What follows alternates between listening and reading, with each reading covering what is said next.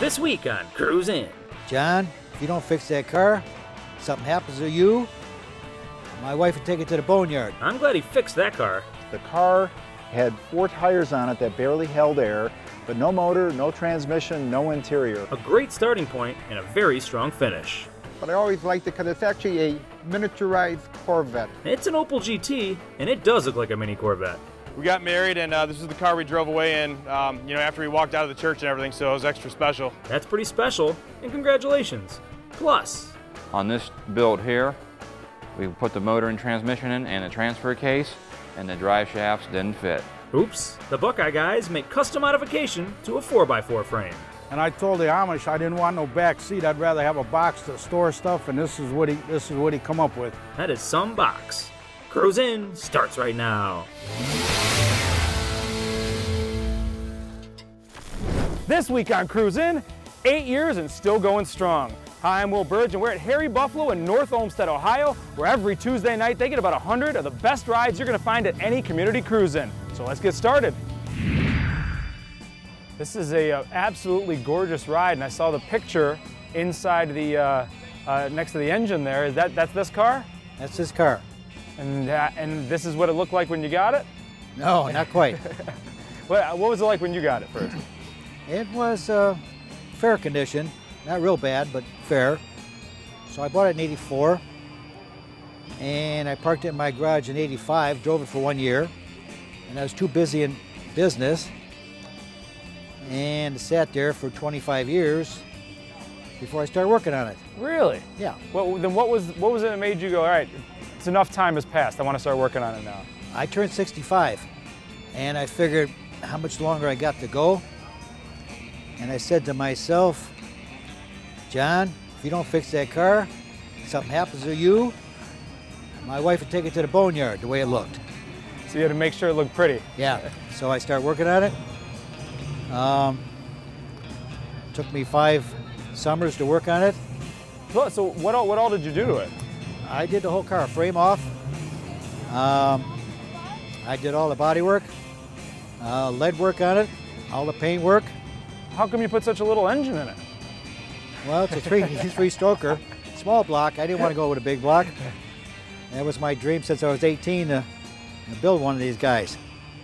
And you had never done that before until? Oh yeah, I played with cars all my life. Yeah. I used to be on a drag strip back in the late 50s, early 60s, running D-gas and E-gas with a 49 Ford, all Chevy powered. So is this something you've had in mind since back in those days? Since I was 18, yes. Really? Yeah. I wanted to build a Chevy Nomad with a blower motor. Yeah. So what was that feeling like the day it was all done and you got to take a step back from it, just kind of take it in? What was that like? Well, that was very good. I was invited to the Piston Power Show in 2013 by John Shapiro, and that's where I got my first trophy in there. That had to be a pretty proud weekend for you. It was, huh? yeah. It was a fun time, yes. So what did your wife say finally when you started working on that thing that was sitting in the garage for all those years? She thought it was an old jalopy at the time, and when I finished it, she says, wow. You had that vision. She could finally see it, huh? Yeah. Well, we're glad you got to bring it out here and show it to us as well, because this is absolutely gorgeous, and I'm glad you finally got around to it. Oh, Doesn't matter how long it took, it was worth the wait. I got it done. All right, Joe, what are you standing next to here? I have a 1962 Ford Falcon Futura. You know, it's funny, talking to John, we don't see a lot of these out at the shows. It's kind of unusual because most folks would not have saved Grandpa's car.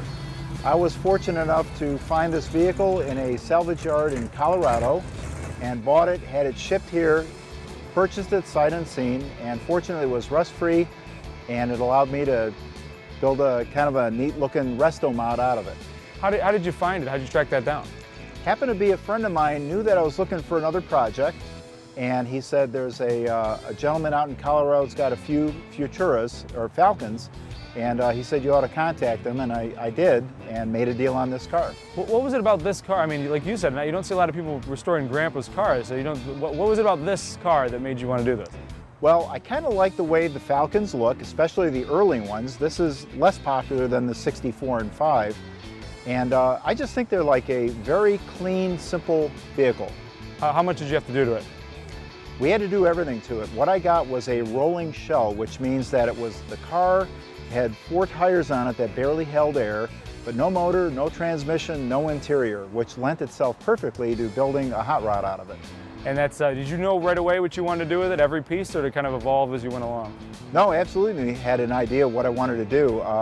Got a good picture in my head, and it turned out the way you see here. How long did it take you to do? It was about a 2-year build from purchasing the car to getting it on the road. And what color is this paint? This paint is off of a late model Lexus. Really?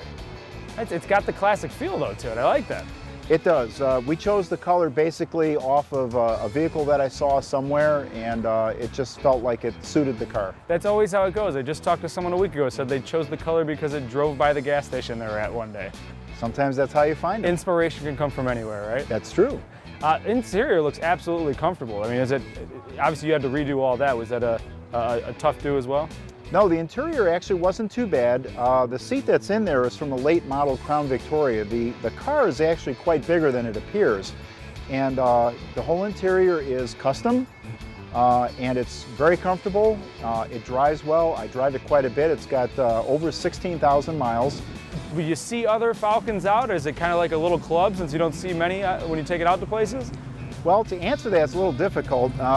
Falcons aren't that popular like Mustangs, but there are quite a few out there, and there are more since I got this on the road, and I think it's probably just that I'm noticing them since I have mine. We're glad you did to this one, man. It's absolutely gorgeous, and thank you for bringing it out. Thank you. There's plenty more great rides coming up from Tuesday nights at Harry Buffalo in North Olmsted, Ohio, so don't go anywhere. Keep it locked to Cruise In. Welcome back to the Harry Buffalo in North Olmsted, Ohio on Cruise In. So when you have to fill out the registration paperwork, what is this called on that? This is actually called a Opel GT. It was built in Germany, and it was made by General Motors in Germany, and they only ran it 1969 to 1973. But I always liked it because it's actually a miniaturized Corvette, and actually the engineers that drew up the plans for the actual body drew up the plans for the Corvette. It's the same engineers. What motor's in there? This is a 540 Dart block. It's got a BDS supercharger, and we just put Hillborn injection on it. It's electronic fuel injection. Everything is tuned with a laptop. And if it wasn't for my son knowing computers, how to operate those, which I had a hard time with, but he doesn't know how to tune, but we did figure it out. But we finally got it pretty good now. How long have you had this? I've had it for 5 years. It was a all-out race car at the time. When I got it, it had no brakes on it. Everything was a mess. I had to literally do everything over on it, which I did not want to do. You just said you didn't want to do everything on it. Yeah, I didn't want to do that. I just want to do a little bit of work. It's strictly a street car now. I did all the wiring, have lights in the grille underneath there, the headlights, a directional, the horn. Everything is streetable except for the windshield wipers. I don't have those. I use Rain-X on those. Now you said drive it, right? Now you drive this. We always drive it. I saw the this car is never trailered, right? It's never been on a trailer. We drive it everywhere. It's a drivable car. I kind of believe in just driving cars. I mean, the cars are really beautiful on trailers, and that's okay if that's your way of showing your car. But me, I like to drive it everywhere, and we do. I gotta imagine people are waving at you and giving you thumbs up. They do, yeah. And I saw you put the lights by it, so I like that. Oh yeah, okay. Yeah. The lights we put on there, maybe 2 years ago I put them on there, and they're LED lights, and I have about 10 of them on there, and I can actually run the lights for up to 12 hours, and it doesn't hurt the battery at all, because they don't draw nothing. They're very low, like drawing. And my wife says, why don't you put them on the headers, which I did, and I also put them last year in the grille, and inside the car they have it too. Well, before we started, you were trying to convince me that I need to get a car, so I tell you what, anytime you just want to let me borrow this one so I could try it out, that's no problem. I usually rent it out every weekend. It's $25 an hour. Oh, really? I'm going to have to get your number. Hey, thank you for bringing it up here. This is absolutely you're welcome. Gorgeous. Thing's no awesome. Problem. Thank you.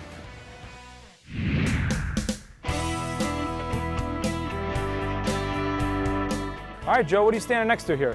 I got a 1970 Buick Skylark 350. You don't see young guys like you with cars like this very often. How'd you come across this? Oh, absolutely. Well, this happened to be my grandfather's car. It was one of many of his antique Buicks he had. And him getting older in age, had to start selling them off because he couldn't take care of them and everything. And I always told Grandpa one day when he's ready to sell this one to let me know. I was always interested in it, and he sold it to me. Well, so what was it about this one? I just like the look of it. It was more the sporty muscle car era that I liked a lot.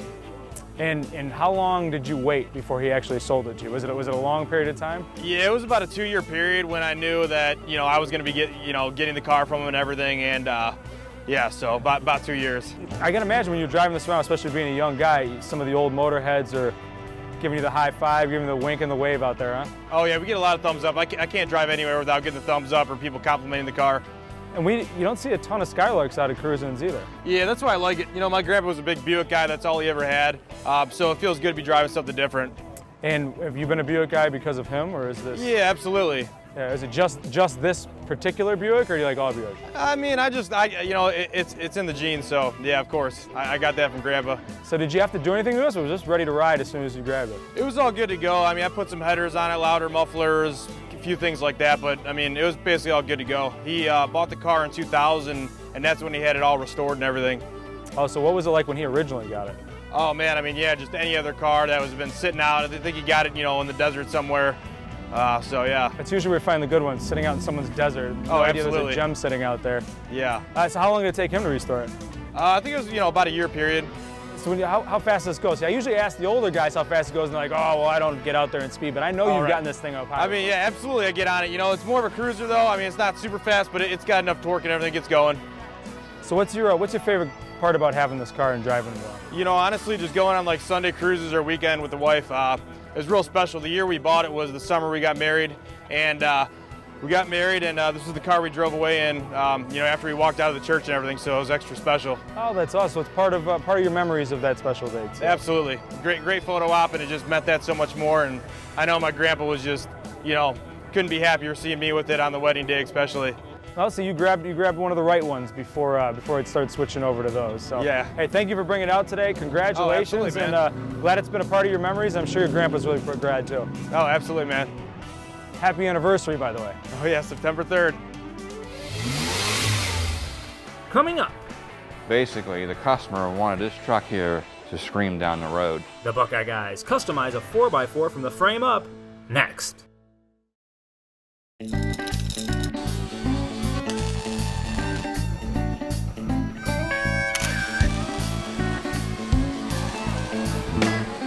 Welcome to this edition of Cruising with the Buckeye guys. Today at Buckeye Classic Car Restoration, we also do 4x4s.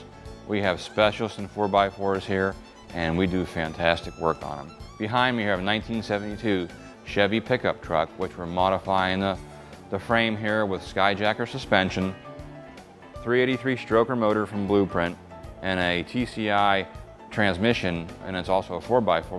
We had to do a lot of customization to this frame to accommodate this aftermarket equipment we bought here. The motor we supplied here from our friends at Summit have a electronic fuel-injected motor, carburetor fast, and basically the customer wanted this truck here to scream down the road.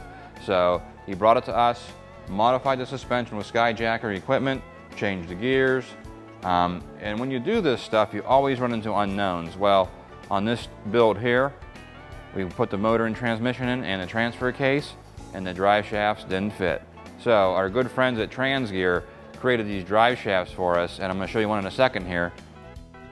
With our vast resource of knowledge here, we have a brand new drive shaft from our friends at Transgear in Hubbard, Ohio, and what they've done here is taken the original U-joints from the original GM truck here and recreated a smaller drive shaft. This one here is for the 4x4 part of the drive shaft that goes with the front axles, and it's totally brand new. And this is some of the custom work we can provide for your restoration here at Buckeye Classic Car Restoration. Now, at Buckeye Classic Car Restoration, we do more than just classic car restoration. We can do your complete 4x4 off-road vehicle build as well. As you know, we build Bronco shells for Dennis Carpenter Industries down in Concord, North Carolina, so we're specialists in the 4x4 world. Well, on this GMC truck, this is a unique project for us because many people don't do the old Chevy trucks. Well, with this 383 from Summit and Blueprint engines and the TCI transmission here and the transfer case, of course it didn't fit. So we made custom mounts for this truck here, and we'll zoom in here in a second on how we had to locate everything back on this frame and center it all. Skyjacker and TCI and Blueprint and Summit, they all have the parts for us to do this. It makes it a lot more simpler than custom fabbing the parts on this build. And you can see here, all polyurethane bushings, new headers. It's going to be really a sweet truck here when it's done. And we just got to talk to the customer today, and we're actually going to raise this up with bigger tires as well. So it's going to be a really cool build here when we're done. Okay, now with the transfer case and the transmission issue here, when you're customizing a build, as you can see here, we have this machined aluminum plate we had to put in here between the transfer case and the transmission. What that needed to do was to set the spacing correctly for the transmission transfer case to work. Without that, we would have been sort of SOL on this whole build. But our friends from TCI, again, supply us with that part. It was an extra expense we had to incur to the customer, but it saved a lot of time on machine work from our friends next door to the machine shop. Now, with any custom build here, there's always issues you'll run into. With our friends from TCI and supplying this plate that extends the transfer case out, we have an issue of the ride height for the transmission and the axle pinion angle. Well, right now, we're going to show you, we have wood blocks in there right now to get everything set up, and we use shims and paint sticks and some 1/8" body shims to adjust it where it has to go. And then we'll fabricate a bracket to hold that tranny where it's got to go with the transfer case. And we'll zoom in on it here in a second. But we can do anything here, set the pinion angle for you, do all that good stuff here at Buckeye Classic Car Restoration. There's more great rides coming up from Tuesday nights at Harry Buffalo and North Olmsted. DJ Steve, tell them what they shouldn't do. Don't go anywhere. Now back to Harry Buffalo in North Olmsted, Ohio on Cruise In.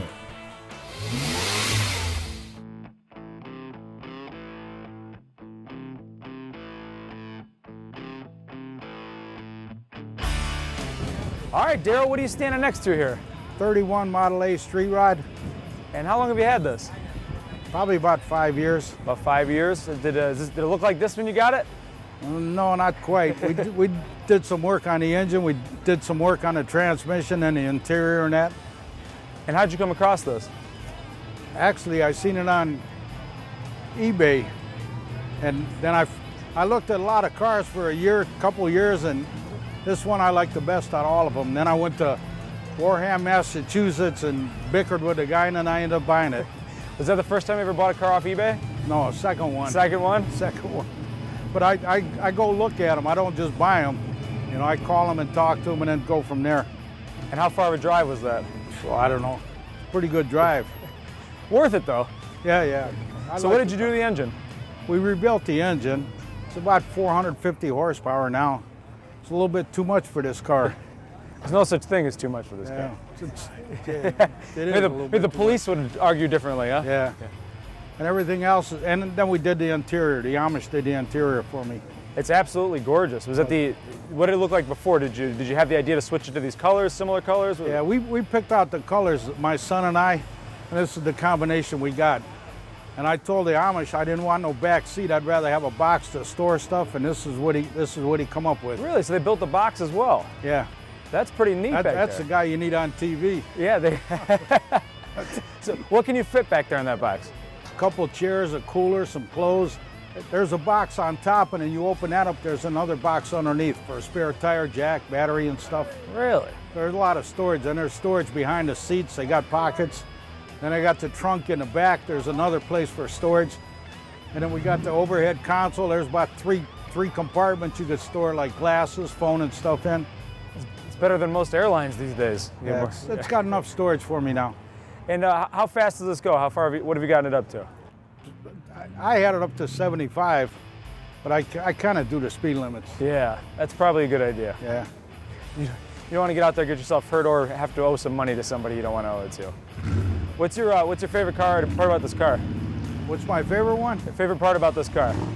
I love the interior. I like the color. I like the sound. I love the car, period. When you got the car originally, did you that you were going to redo the interior at some point? I knew I would, but I didn't know it'd be. It took me a while to get an appointment. I knew I'd want to do that, but you know, then it finally came. And did you kind of give them the direction of how you wanted it to look, or you just gave them the colors and kind of let them go? No, we just picked out the colors, the carpeting, and we wanted a little bit of detail in the seats and that, and he did the rest. The skull shifter? My son just bought that. We just put it on the other day. Gives a little attitude. I like it. What is this color? It's a Durango copper. I like it. Yeah, thank you. It's kind of got a fierce feel to it. I get a lot of compliments on the color. And anybody, wife or anybody mad that you didn't put a back seat in here so you could take more people around? Nobody complains. Nobody complains? Once they get in there and the drinks are ice cold from the cooler and they're riding in the nice ride, they don't care, right? Yep. All right, what's your plans with this? You gonna keep this forever? You gonna sell it someday? It'll go to my family, my kids. Pass it down? Yep. And is he into cars as well? Yeah, he's in the car. He wants to drive this one real Of course he does, yeah. I'm gonna let him drive it Sunday. Oh yeah? Yeah, to Mill Hollow. Oh, very nice, very nice. Well, it's a family thing. It doesn't get much better than that. Yeah. Well, we appreciate you bringing it out here today, showing it to us. Absolutely gorgeous, and great work with it. Thank you.